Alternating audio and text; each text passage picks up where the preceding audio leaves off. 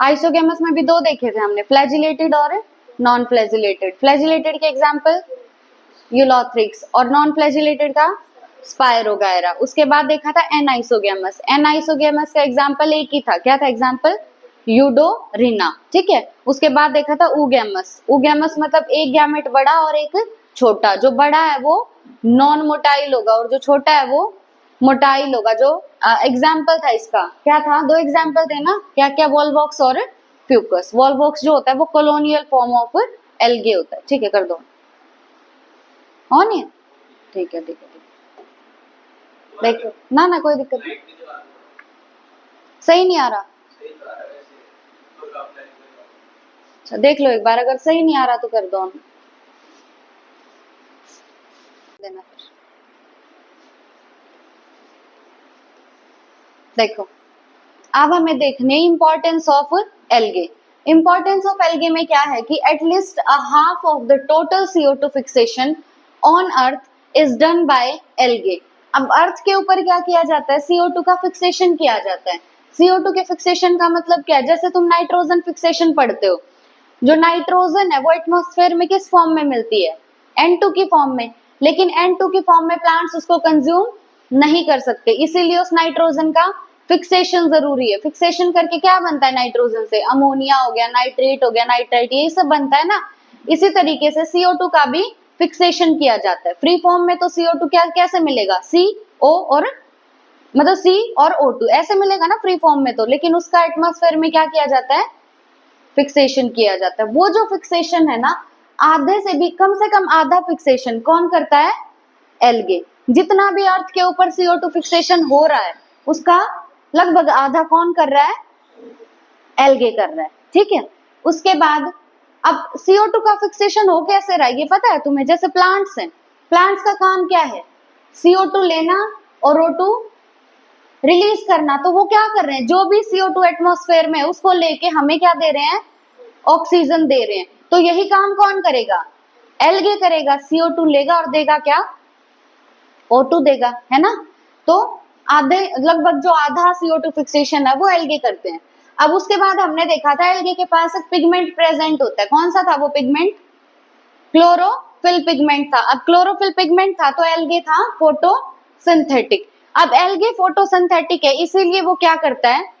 Water के अंदर dissolved oxygen की अमाउंट को बढ़ा देता है। फोटोसिंथेसिस के प्रोसेस में तुम्हें पता है कौन सी गैस रिलीज होती है? ऑक्सीजन। कौन सी गैस रिलीज होगी? ऑक्सीजन। और हमने एक चीज देखी थी कि लार्जली एल्गे जो है वो एक्वेटिक हैबिटेट में मिलता है। अब एक्वेटिक हैबिटेट मतलब पानी में है लार्जली एल्गे, वहां पे है तो वो फोटोसिंथेसिस करेगा क्योंकि उसके पास क्लोरोफिल है। फोटोसिंथेसिस करेगा तो कौन सी गैस रिलीज होगी? ऑक्सीजन। अब ऑक्सीजन रिलीज होगी तो जिस भी एनवायरमेंट में वो रह रहा है, जिस भी वाटर में, वहां पे ऑक्सीजन का अमाउंट बढ़ जाएगा। उसके बाद है algae are primary producers of energy rich compounds which form the basis of food cycle of all aquatic animals. अब जहां पे एल्गे रह रहा है ना, जिस एक्वेटिक एनवायरमेंट में एल्गे रह रहा है, वहां पे और जितने भी एनिमल्स हैं उन एनिमल्स के लिए फूड प्रोवाइड करेगा एल्गे। क्यों प्रोवाइड करेगा फूड? क्योंकि एल्गे के पास है क्लोरोफिल, और क्लोरोफिल है तो वो कौन सी प्रोसेस करेगा? फोटोसिंथेसिस। तो फोटोसिंथेसिस करके वो खाना बनाएगा जो बेस बनेगा सारी जो फूड साइकिल चल रही है उस एनवायरमेंट में दूसरे एनिमल्स के लिए, ठीक है। अब उसके बाद बताया गया कि 70 स्पीशीज ऑफ, हाँ एक और ध्यान देना है, ये कैसा प्रोड्यूसर है? प्राइमरी प्रोड्यूसर है। प्राइमरी प्रोड्यूसर मतलब जहां से खाना सबसे पहले बनता है, ठीक है। तो सबसे पहले पानी में खाना कौन बनाएगा? एल्गे, और उसको दूसरे एनिमल्स यूज करेंगे।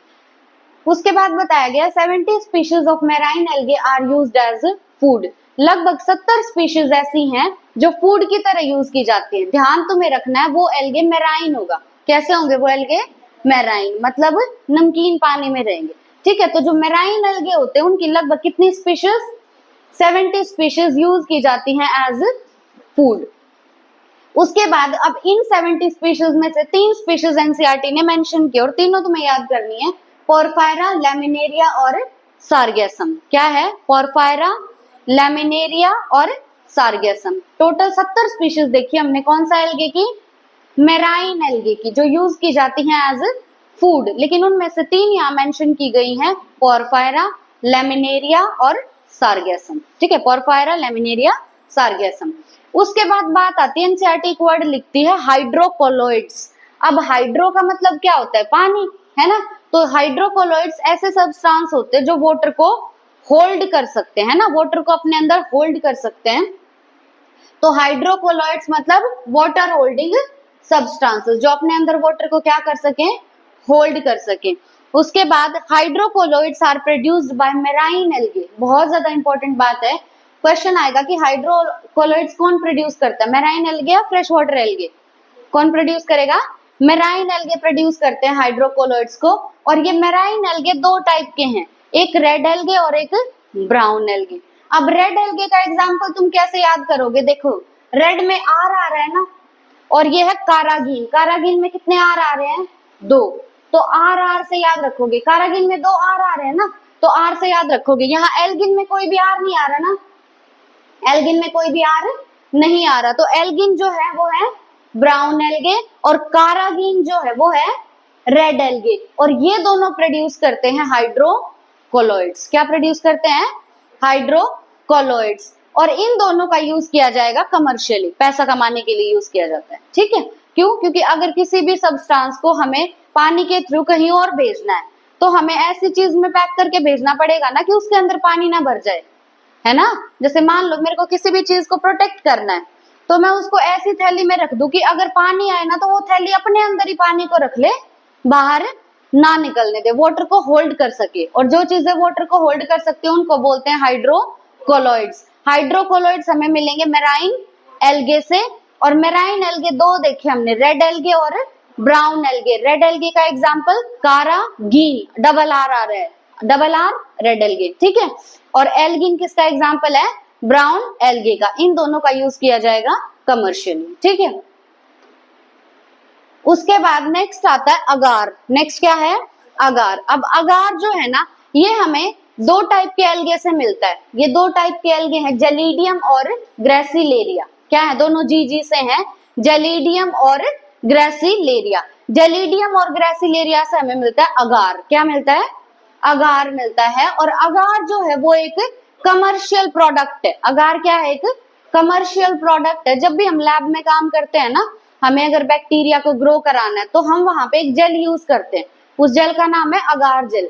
वो जेल किसका काम करता है? बैक्टीरिया को न्यूट्रिशन प्रोवाइड करने का काम करता है। बैक्टीरिया को न्यूट्रिशन मिलेगा तो बैक्टीरिया की ग्रोथ होगी, ठीक है। तो अगार का यूज किया जाता है टू ग्रो माइक्रोब्स। अगार का यूज किसके लिए किया जाएगा? माइक्रोब्स को ग्रो करने के लिए। दूसरा है कि इस अगार का यूज किया जाता है आइसक्रीम्स बनाने के लिए और जेलीज बनाने के लिए। क्यों? क्योंकि देखो क्या आ रहा है, नाम में ही आ रहा है जेलिडियम, है ना, जेलिडियम नाम में ही आ रहा है। तो इस अगार का यूज किया जाएगा to prepare ice creams and jellies, ठीक है। 2 एग्जाम्पल देखे हमने जहां से हमें अगार मिलता है, जेलिडियम और ग्रेसिलेरिया। उसके बाद थर्ड आता है क्लोरेला। अब क्लोरेला जो है ये एक यूनिसेल्युलर एल्गे है। कैसा एल्गे है क्लोरेला? यूनिसेल्युलर एल्गे है। और जो स्पेस ट्रेवलर्स होते हैं ना, जो स्पेस में जाते हैं, अंतरिक्ष में जाते हैं, वो इसको as a food supplement use करते हैं, ठीक है, अपने खाने की तरह यूज करते हैं। अब क्यों यूज करते हैं इसको अपने खाने की तरह? क्योंकि क्लोरेला जो है वो प्रोटीन में रिच होता है। क्लोरेला किस में रिच होगा? प्रोटीन में रिच होगा। और मोस्ट इंपॉर्टेंट बात की, एक यूनिसेल्युलर एल्गे का अगर एग्जाम्पल पूछा जाए तो क्या है? क्लोरेला, ठीक है। किस में रिच होगा? प्रोटीन में। स्पेस ट्रैवलर्स इसे अपना एज फूड सप्लीमेंट यूज करते हैं। अब एल्गे को ना 3 मेन क्लासेस में डिवाइड किया गया है। वो 3 मेन क्लासेस हैं, क्लोरोफाइसिए, पियोफाइसिए और रोडोफाइसिए। क्लोरोफाइसिए मतलब ग्रीन एल्गे, पियोफाइसिए मतलब ब्राउन एल्गे और रोडोफाइसिए मतलब रेड एल्गे, ठीक है। तो सबसे पहले हम देखेंगे क्लोरोफाइसिए के बारे में। अब क्लोरोफाइसिए का कॉमन नेम क्या है? Green algae. कॉमन क्लोरोफाइसिए को कॉमनली क्या बोलेंगे? ग्रीन एल्गे बोलेंगे। अब जो क्लोरोफाइसिए के मेंबर्स होंगे उनकी प्लांट बॉडी या तो यूनिसेल्युलर होगी या कॉलोनियल होगी या फिलामेंटस होगी। क्लोरोफाइसिए के मेंबर्स की जो प्लांट बॉडी है वो या यूनिसेल्युलर या कॉलोनियल या फिलामेंटस, तीनों टाइप की में से कोई भी हो सकता है। अब इनका जो कलर होता है ना वो यूजुअली ग्रास ग्रीन होगा। क्लोरोफाइसिए के मेंबर्स का कलर यूजुअली कैसा होगा? ग्रास ग्रीन, क्यों? क्योंकि इनमें कौन सा पिगमेंट प्रेजेंट है? क्लोरोफिल पिगमेंट प्रेजेंट है। अब ये ग्रीन है कलर में, क्यों है कलर में ग्रीन? क्योंकि इनके अंदर होता है क्लोरोफिल ए और क्लोरोफिल बी, ठीक है। तो क्लोरोफाइसी के मेंबर्स में कौन सा क्लोरोफिल होगा? क्लोरोफिल ए और क्लोरोफिल बी, जिसकी वजह से इनका कलर है ग्रास ग्रीन। अब ये जो क्लोरोफिल ए और क्लोरोफिल बी है ना, आर लोकलाइज्ड, लोकलाइज्ड मतलब प्रेजेंट। कहाँ पे प्रेजेंट होंगे? इनडेफिनिट स्ट्रक्चर्स, फिक्स स्ट्रक्चर होंगे कुछ, उन स्ट्रक्चर का नाम है क्लोरोप्लास्ट। क्या है स्ट्रक्चर का नाम? क्लोरोप्लास्ट। तो हमने देखा कि ग्रीन एल्गे के अंदर क्लोरोफिल है, और वो क्लोरोफिल जिस चीज के अंदर प्रेजेंट है ना, उस चीज का नाम है क्लोरोप्लास्ट। क्या है उसका नाम? क्लोरोप्लास्ट। तो क्लोरोप्लास्ट के अंदर क्लोरोफिल होता है, ठीक है। अब ये क्लोरोप्लास्ट की ना अलग अलग शेप दे रखी है एनसीईआरटी ने, तुम्हें सारी शेप याद करनी है। पहली शेप है डिस्कॉइड। पहली शेप क्या है? डिस्कॉइड। कैसे याद रखोगे? जैसे हमारा जो किचन होता है, किचन में डिशेस होती है ना अलग अलग, तो वहां से याद रख लो। पहला क्या है? डिस्कॉइड। अब डिशेस में, किचन में क्या आता है? प्लेट आती है, तो पहला हो गया डिस्कॉइड, दूसरा होगा प्लेट लाइक। दूसरा क्या होगा? Plate like. अब किचन में क्या होता है? कप होता है, तो तीसरा हो गया कप शेप्ड, ठीक है। अब तीन तो ये हो गए, किचन से रिलेट कर लिए हमने, डिस्क शेप्ड और प्लेट लाइक और कप शेप्ड, तीन तो हो गए। अब उसके बाद हमें क्या याद रखना है कि एक रिबन लाइक होगा। क्या होगा? एक रिबन लाइक होगा, ठीक है। नेक्स्ट हो गया रिबन लाइक। अब उसे रिबन का तुमने एक स्पाइरल बना दिया। क्या बना दिया? स्पाइरल बना दिया, तो सेकंड क्या हो गया? स्पाइरल। थर्ड कैसे याद रखोगे कि उसी रिबन का तुमने एक नेटवर्क बना दिया, ठीक है। रिबन का क्या बना दिया तुमने? नेटवर्क। तो वो हो जाएगा रेटिक्यूलेट। क्या होगा? रेटिक्यूलेट। रेटिक्यूलेट मतलब नेटवर्क लाइक, ठीक है। तो टोटल 6 या 7 शेप है इसमें। कैसे याद किया तुमने? पहला डिस्क लाइक, दूसरा प्लेट लाइक, तीसरा कप लाइक और कप शेप्ड, और रिबन लाइक। रिबन से फिर तुमने बनाया स्पाइरल, और फिर देखो शेप देखी है हमने, किसकी शेप देखी है? बताओ किसकी शेप देखी? एल्गी की देखी? प्लांट्स की? क्लोरोप्लास्ट की है ना, क्लोरोप्लास्ट की शेप देखी। क्लोरोफिल था क्लोरोप्लास्ट के अंदर, और उसी क्लोरोप्लास्ट की हमने शेप देखी है ना। पहली शेप क्या थी? Disc shaped. दूसरी शेप थी प्लेट लाइक, तीसरी कप शेप्ड, और fourth ribbon like, fifth spiral, और सिक्स्थ नेटवर्क। उसका साइंटिफिक नेम रेटिक्यूलेट। उसके बाद है most of the members have one or more storage bodies. अब क्लोरोफाइसी के जो मेंबर्स होते हैं ना, मोस्टली मेंबर्स के अंदर एक या एक से ज्यादा स्टोरेज बॉडीज होती है। मतलब कुछ ना कुछ स्टोर करने के लिए उनके अंदर कुछ स्ट्रक्चर होंगे। उन स्ट्रक्चर्स का नाम है पायरिनोइड्स। क्या है उसका नाम? पायरिनोइड्स। अब पायरिनोइड्स के पास क्या होता है? स्टार्च के साथ साथ प्रोटीन भी होता है, ठीक है। पायरिनोइड्स क्या है? स्टोरेज बॉडीज हैं, मतलब कुछ ना कुछ उनको स्टोर करना है। तो वो स्टार्च तो स्टोर करते ही हैं, लेकिन स्टार्च के साथ साथ और क्या स्टोर करेंगे? प्रोटीन। क्या स्टोर करेंगे? प्रोटीन। पी से पायरिनोइड और पी से प्रोटीन। स्टार्च तो करते ही हैं, पर स्टार्च के साथ साथ प्रोटीन। पायरिनोइड्स का नंबर क्या होगा? एक या एक से ज्यादा, ठीक है। अब ये जो पायरिनोइड्स है ना, ये लोकेशन क्या होगी इनकी? ये लोकेटेड होते हैं क्लोरोप्लास्ट के अंदर। पायरिनोइड्स कहाँ पे लोकेटेड होंगे?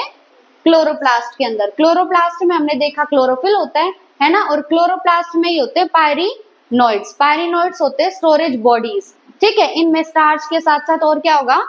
प्रोटीन भी होगा।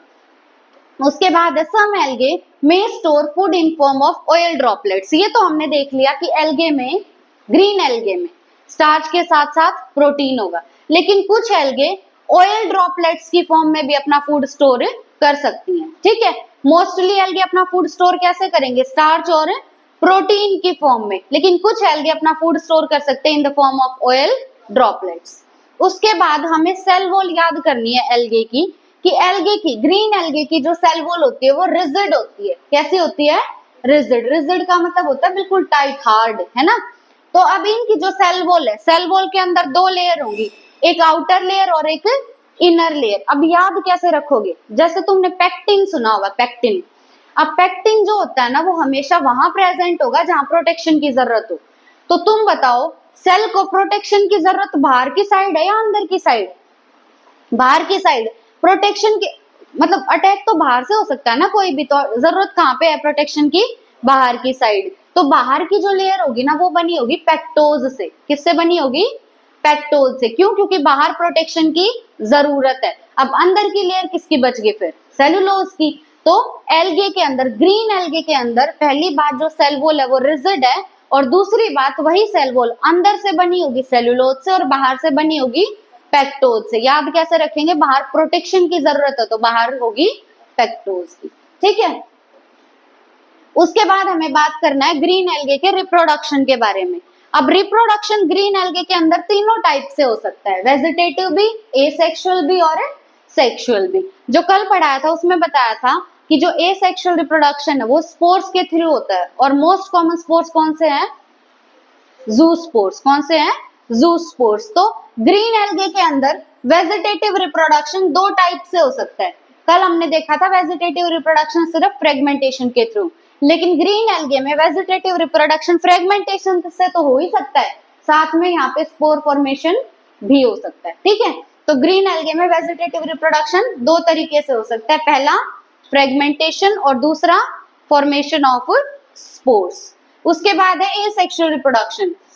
एसेक्सुअल रिप्रोडक्शन भी स्पोर्स के थ्रू होगा, और वो स्पोर्स होंगे फ्लैजिलेटेड। कैसे होंगे वो स्पोर्स? फ्लैजिलेटेड, और उन स्पोर्स का नाम है जू स्पोर्स। क्या है उन स्पोर्स का नाम? जू स्पोर्स। और ये जू स्पोर्स जिस स्ट्रक्चर के अंदर बनते हैं ना उस स्ट्रक्चर को बोलते हैं जू स्पोरेंजिया। क्या बोलेंगे? जू स्पोरेंजिया बोलेंगे।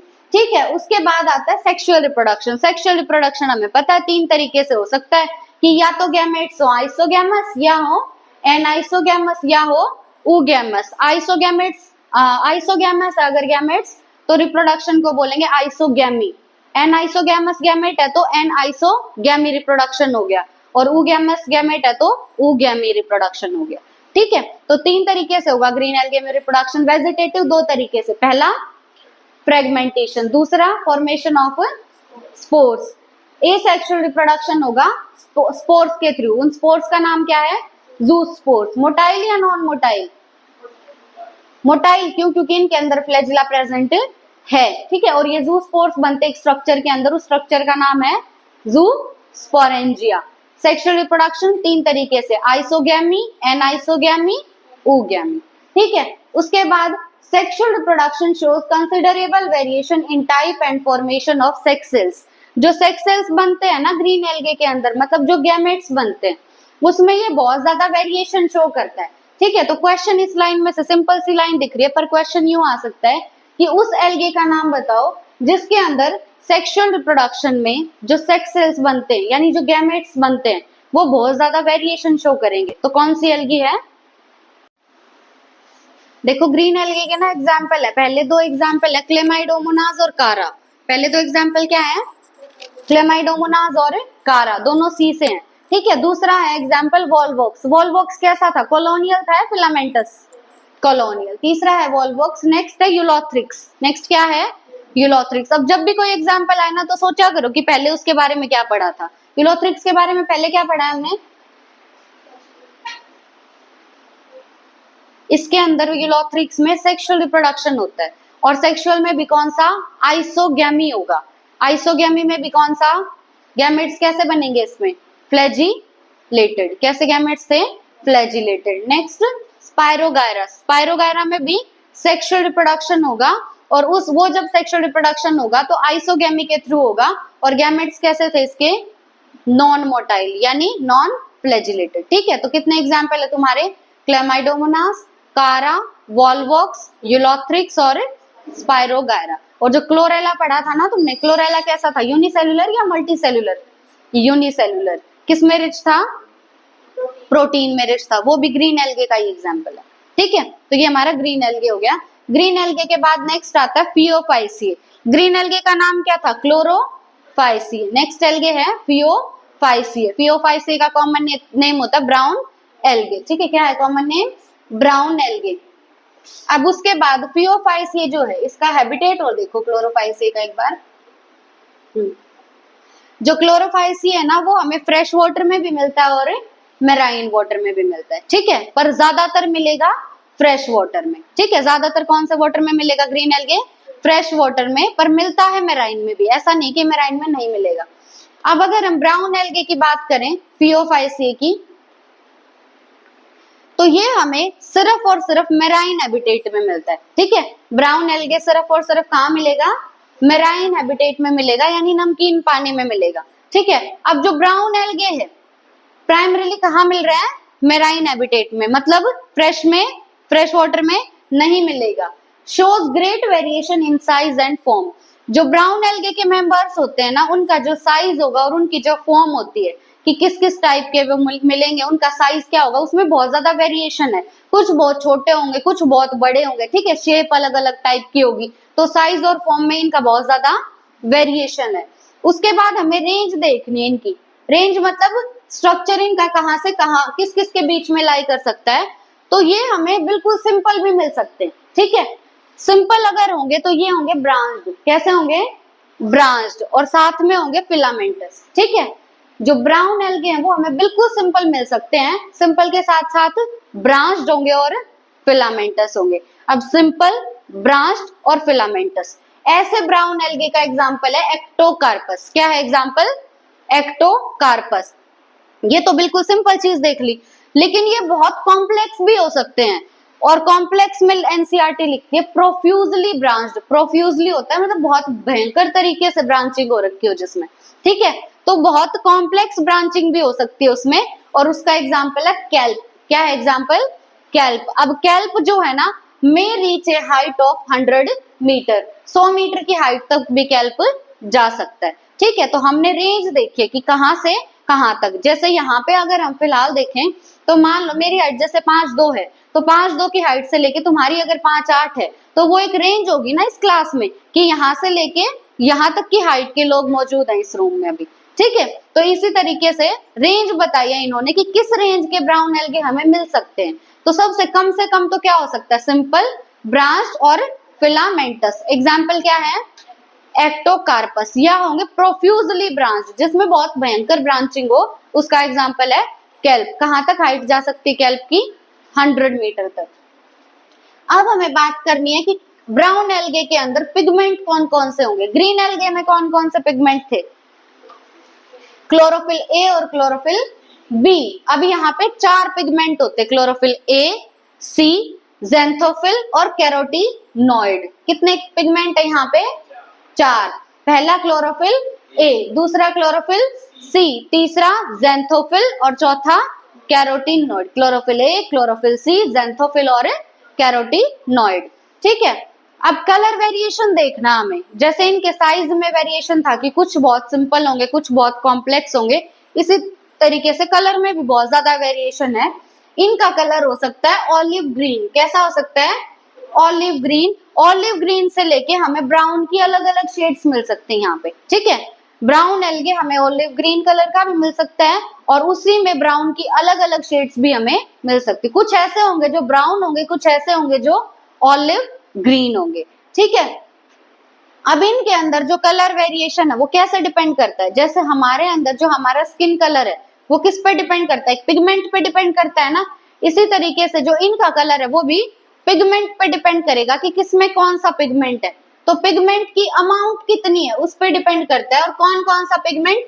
ज़ैंथोफिल और फ्यूकोज़ैंथीन। ज़ैंथोफिल और फ्यूकोज़ैंथीन। तो फिलहाल हमने ना 5 पिगमेंट देख लिए इसमें, chlorophyll A, chlorophyll C, xanthophyll, carotenoid और फ्यूकोज़ैंथीन। लेकिन 2 पिगमेंट ऐसे हैं जिनकी अमाउंट डिसाइड करेगी। क्या डिसाइड करेगी?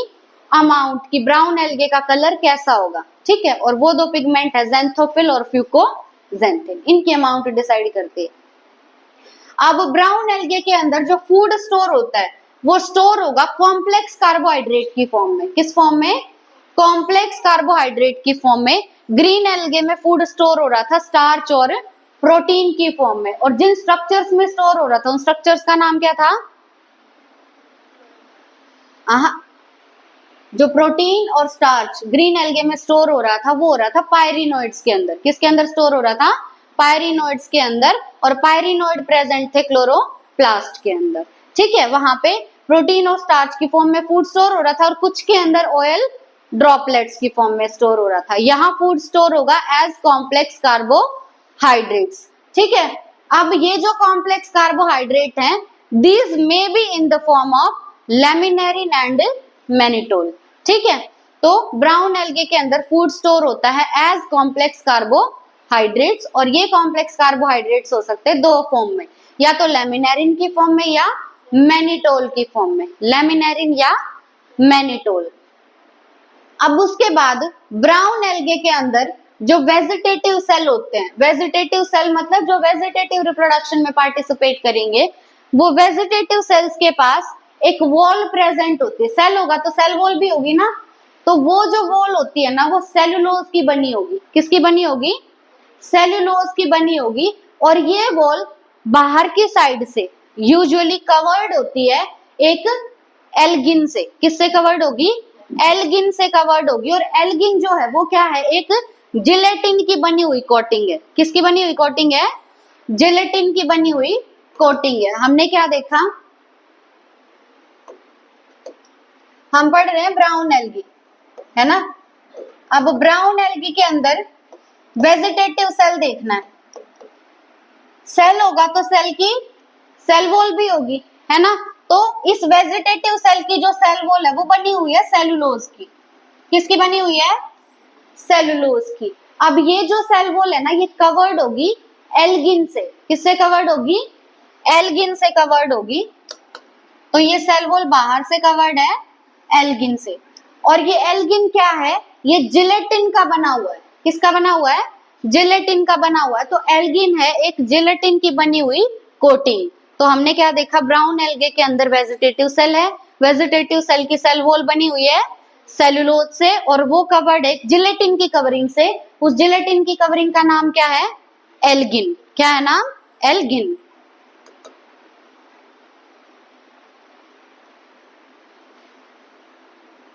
अब नेक्स्ट बताया गया है, जैसे अगर हम बात करें ब्राउन एल्गे के अंदर प्रोटोप्लास्ट की। किसकी बात कर रहे हैं? प्रोटोप्लास्ट की। तो इस प्रोटोप्लास्ट के अंदर क्या क्या प्रेजेंट होगा? देखो, इस प्रोटोप्लास्ट के अंदर बीच में प्रेजेंट होगा वैक्यूल। बीच में क्या प्रेजेंट होगा? वैक्यूल प्रेजेंट होगा। और ये जो छोटे छोटे स्ट्रक्चर तुम्हें दिख रहे हैं, ये है प्लास्टिड्स। क्या है? प्लास्टिड्स। और यहाँ पे क्या प्रेजेंट है? न्यूक्लियस। क्या प्रेजेंट है? न्यूक्लियस। तो हमने देखा कि जो वेजिटेटिव सेल था, उस वेजिटेटिव सेल की सेल वॉल हमने देख ली, सेलुलोज की बनी हुई थी, कवर्ड थी एल्गिन से। अब उसी वेजिटेटिव सेल का अगर हम प्रोटोप्लास्ट देखें, तो प्रोटोप्लास्ट के अंदर बीच में प्रेजेंट है एक वैक्यूल। बीच में क्या प्रेजेंट है? वैक्यूल। वैक्यूल के साथ साथ वहां पे प्रेजेंट है प्लास्टिड्स और न्यूक्लियस। क्या प्रेजेंट है? प्लास्टिड्स और न्यूक्लियस। अब उसके बाद हमें ब्राउन एल्गे की प्लांट बॉडी की बात करनी है कि ब्राउन एल्गे में जो प्लांट बॉडी होती है वो सबस्ट्रेटम के साथ अटैच्ड होगी। सबस्ट्रेटम मतलब जो जमीन है, ठीक है, जो सरफेस है, उसके साथ अटैच्ड होगी होल्ड फास्ट की हेल्प से। किसकी हेल्प से? होल्ड फास्ट की हेल्प से। जैसे हम जमीन से जुड़े हुए हैं, हम जमीन पे अगर खड़े हैं तो हम किस स्ट्रक्चर की हेल्प से खड़े हैं? जमीन पर पैरों की हेल्प से खड़े हैं। तो इसी तरीके से जो ब्राउन एल्गे जमीन पे खड़ा होगा वो किस स्ट्रक्चर से खड़ा होगा? होल्ड फास्ट से। किससे खड़ा होगा? होल्ड फास्ट से। वो जमीन से जुड़ा हुआ है। उसके बाद ये जो प्लांट बॉडी है, इस प्लांट बॉडी के पास एक स्टॉक प्रेजेंट होगी। स्टॉक मतलब डंडी। स्टॉक मतलब डंडी, ठीक है। और साथ में इसके पास होगा एक फोटोसिंथेटिक ऑर्गन। उस फोटोसिंथेटिक ऑर्गन को बोलते हैं फ्रंट। क्या बोलते हैं? फ्रंट। तो ब्राउन एल्गे का स्ट्रक्चर कैसा होगा?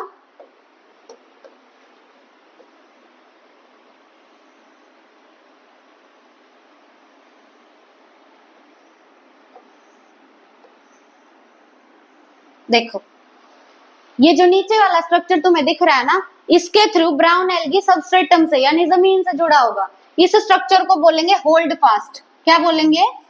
Hold fast. और ये एक डंडी जैसा नहीं दिख रहा है, तो इसको बोलते हैं स्टॉक। क्या बोलते हैं? स्टॉक। और ये जो ऊपर स्ट्रक्चर तुम्हें दिख रहा है, ये है लीफ लाइक। कैसा है? Leaf like. और ये फोटोसिंथेटिक है। कैसा है? फोटोसिंथेटिक। इसका नाम है फ्रंट। क्या है इसका नाम? फ्रंट। नीचे वाला क्या है? Hold fast. तो ब्राउन एल्गे में प्लांट बॉडी में तुम्हें तीन स्ट्रक्चर दिखे। पहला होल्ड फास्ट, दूसरा स्टॉक और तीसरा फ्रंट, फ्रंट जो है वो लीफ लाइक है और फोटो सिंथेटिक है, ठीक है। अब उसके बाद हमें बात करनी है ब्राउन एल्गे में रिप्रोडक्शन की। यहाँ पे जो वेजिटेटिव रिप्रोडक्शन होता है वो सिर्फ फ्रेगमेंटेशन से होगा। सिर्फ किससे होगा? फ्रेगमेंटेशन से। ग्रीन एल्गे में कैसे था?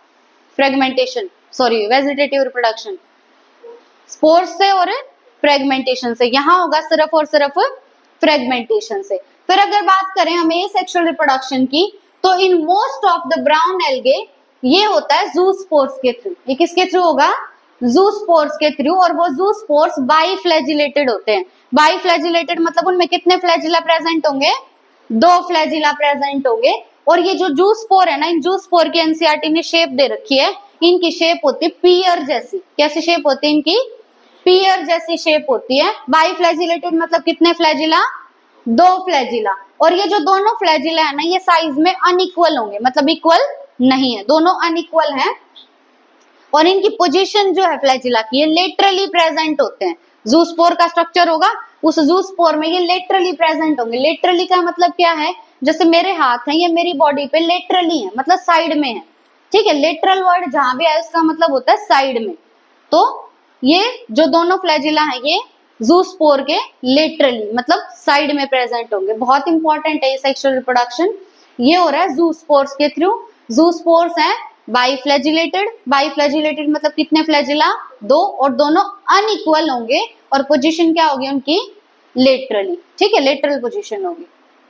और जूस्पोर्स की शेप कैसी है? पीयर शेप, ठीक है।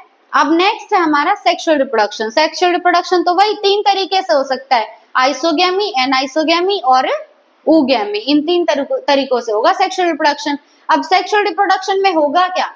यूनियन ऑफ गैमेट्स होगा। यूनियन मतलब फ्यूजन ऑफ गैमेट्स होगा। मेल गैमेट और फीमेल गैमेट का फ्यूजन होगा।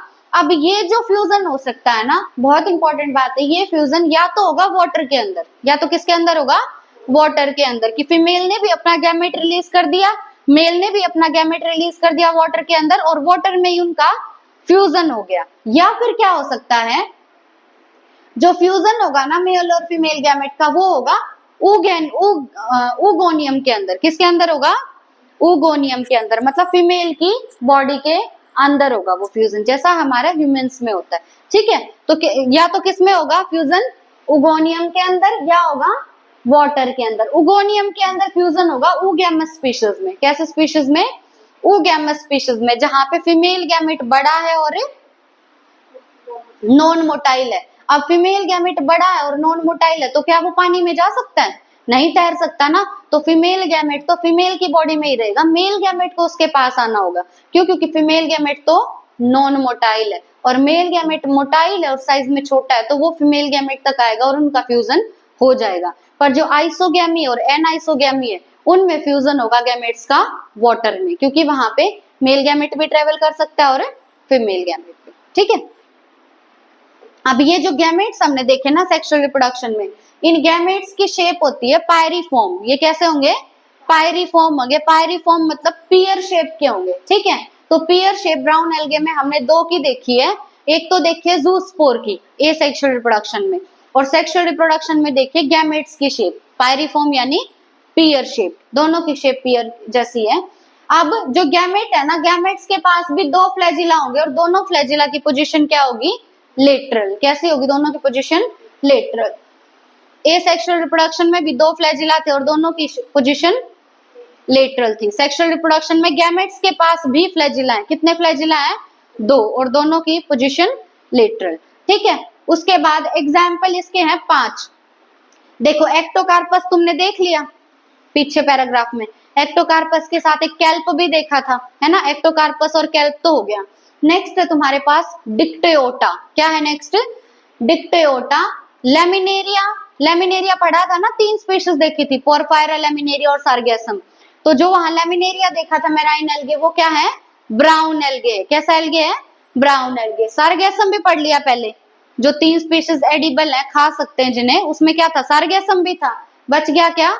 फ्यूकस। वॉल्वॉक्स और फ्यूकस कौन सा रिप्रोडक्शन देखा था तुमने शुरू में? ऊगैमी। हाँ, सेक्सुअल में ऊगैमी। तो सारे नाम सुन रखे हैं ना पहले। क्या क्या आ गया? Ectocarpus, kelp, Dictyota, laminaria, sargassum और फ्यूकस, ये सारे क्या हैं? Brown algae. कैसे एल्गे हैं? Brown algae. अब बस रेड एल्गे और कर लेते हैं जल्दी जल्दी। देखो रोडोफाइसी का कॉमन नेम होता है रेड एल्गे। क्या है कॉमन नेम? रेड एल्गे है। और ये रेड क्यों है? ये मैंने तुम्हें ऑर्गेनिजम्स एंड पॉपुलेशन में भी बताया था। रेड एल्गे रेड होते हैं because of the presence of pigment R phycoerythrin. क्या होगा पिगमेंट? आर फाइकोइरिथ्रिन, जिसकी वजह से इनका कलर रेड होता है। अब जो रेड एल्गे है ना वो मेजॉरिटी में हमें मेराइन वाटर में मिलेंगे। कैसे वाटर में मिलेंगे? मेराइन वाटर में। ग्रीन एल्गे कहाँ थे? मेराइन में भी और फ्रेश में भी, पर ज्यादातर फ्रेश में मिलेंगे। पर ब्राउन एल्गे सिर्फ और सिर्फ मेराइन में मिलते हैं। और रेड एल्गे मोस्टली कहाँ मिलेंगे? मेराइन वाटर में मिलेंगे। और मेराइन वाटर में भी जो वार्मर एरिया होगा ना, जो डीप एरिया होगा, ऑर्गेनिजम्स एंड पॉपुलेशन में देखा था ना कि डीप एरिया में हमें मिलते हैं रेड एल्गे। ठीक है, तो ये हमें वार्मर एरियाज में, गर्म एरिया में मिलेंगे पानी में। अब इनका हैबिटेट क्या है? ये हमें मिल सकते हैं well lighted regions close to surface of water at great depth in oceans. मतलब कहने की बात ये लिख रखी है एनसीईआरटी ने, हालांकि ये बहुत डीपली मिलते हैं वाटर में, पर एनसीईआरटी लिखती है कि ये हमें सरफेस पे भी मिल सकते हैं और बहुत डीप में भी मिल सकते हैं। सरफेस पे मिलने का मतलब क्या है? लाइट ज्यादा या कम? लाइट ज्यादा।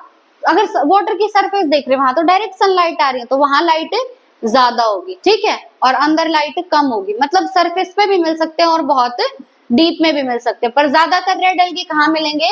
डीप में, जैसा हमने ऑर्गेनिजम्स एंड पॉपुलेशन में पढ़ा था। अब उसके बाद इनका जो थैलाई है, जो इनका स्ट्रक्चर है वो रेड है। ठीक है, जो इनका रेड थैलाई है वो मल्टी सेल्यूलर होगा। इनका रेड थैलाई कैसा होगा? मल्टी सेल्यूलर होगा। Red thalli in most of the red algae. अब रेड थैलाई मल्टी सेल्यूलर है। Some have complex body organization. इनमें से कुछ की बॉडी ऑर्गेनाइजेशन कॉम्प्लेक्स हो सकती है। अब इंपॉर्टेंट बात ये है कि इनमें फूड स्टोर होता है इन the form of floridean starch. किसकी फॉर्म में फूड स्टोर होगा? फ्लोरिडियन स्टार्च की फॉर्म में। एक बार तीनों बताना, ग्रीन एल्गे में फूड स्टोर किसकी फॉर्म में हुआ? प्रोटीन, स्टार्च, प्रोटीन की फॉर्म में, स्टार्च की फॉर्म में। और ये प्रोटीन और स्टार्च जिस स्ट्रक्चर में स्टोर हो रहे थे उस स्ट्रक्चर का नाम था पायरिनोइड्स। क्या था? पायरिनोइड्स। प्रोटीन की फॉर्म में स्टोर हो रहा था, स्टार्च की फॉर्म में, और कुछ के अंदर ऑयल ड्रॉपलेट्स की फॉर्म में। फिर हमने देखा ब्राउन एल्गे। ब्राउन एल्गे में फूड स्टोर हो रहा था as complex carbohydrates in the form of laminarin and mannitol. ठीक है, उसके बाद हमने देखा रेड एल्गे। रेड एल्गे में फूड स्टोर होता है फ्लोरिडियन स्टार्च की फॉर्म में। किस फॉर्म में? फ्लोरिडियन स्टार्च की फॉर्म में। In structure very similar to amylopectin and glycogen. अब जो ये तुम्हारा फ्लोरिडियन स्टार्च है इसका स्ट्रक्चर होता है अमाइलोपेक्टिन और ग्लाइकोजन जैसा। कैसा स्ट्रक्चर होगा इसका? अमाइलोपेक्टिन और ग्लाइकोजन जैसा स्ट्रक्चर होता है। याद रखना, अमाइलोपेक्टिन और ग्लाइकोजन जैसा स्ट्रक्चर होगा इसका। अब नेक्स्ट रिप्रोडक्शन बहुत इजी है इसका रिप्रोडक्शन। वेजिटेटिव रिप्रोडक्शन यहाँ सिर्फ फ्रेगमेंटेशन से होगा। किससे होगा? फ्रेगमेंटेशन से। ग्रीन एल्गे में vegetative reproduction by fragmentation and bye formation of spores. Brown algae में सिर्फ फ्रेगमेंटेशन, रेड एल्गे में भी सिर्फ फ्रेगमेंटेशन। फिर बात करेंगे एसेक्सुअल रिप्रोडक्शन की। ये यहाँ इंपॉर्टेंट आ जाता है। जो तुमने ग्रीन एल्गे में एसेक्सुअल रिप्रोडक्शन पढ़ा वो था जूस्पोर्स के थ्रू। जूस्पोर मोटाइल थे या नॉन मोटाइल? मोटाइल, क्योंकि वो फ्लैजिलेटेड थे। फिर तुमने ब्राउन एल्गे देखा। ब्राउन एल्गे में एसेक्सुअल रिप्रोडक्शन था बाय जूस्पोर्स अगेन। वहां पे भी जूस्पोर्स थे, मोटाइल, बाई फ्लैजिलेटेड थे, है ना। पर यहाँ पे जो एसेक्सुअल रिप्रोडक्शन होता है वो होगा नॉन मोटाइल स्पोर्स से। किससे होगा? नॉन मोटाइल स्पोर्स से होगा। और यहाँ पे सेक्सुअल रिप्रोडक्शन सिर्फ और सिर्फ oogamete से होता है। सिर्फ और सिर्फ किससे होगा? oogamete से। जबकि उन दोनों एल्गे के अंदर आइसोगैमी, एनाइसोगैमी और oogamete तीनों थे। पर यहाँ पे सिर्फ क्या होगी? रेड एल्गे में oogamete होगी। ठीक है, oogamete क्यों हो रही है? क्योंकि यहाँ पे गैमेट्स नॉन मोटाइल है। कैसे गैमेट है? नॉन मोटाइल है। फीमेल गैमेट नॉन मोटाइल है यहाँ पे। अब sexual reproduction accomplished by complex post fertilization developments. Red algae में क्या होता है कि फर्टिलाइजेशन के बाद जो डेवलपमेंटल फेज होता है ना वो बहुत कॉम्प्लेक्स होता है। ठीक है, तो बस इतना ही करते हैं आज।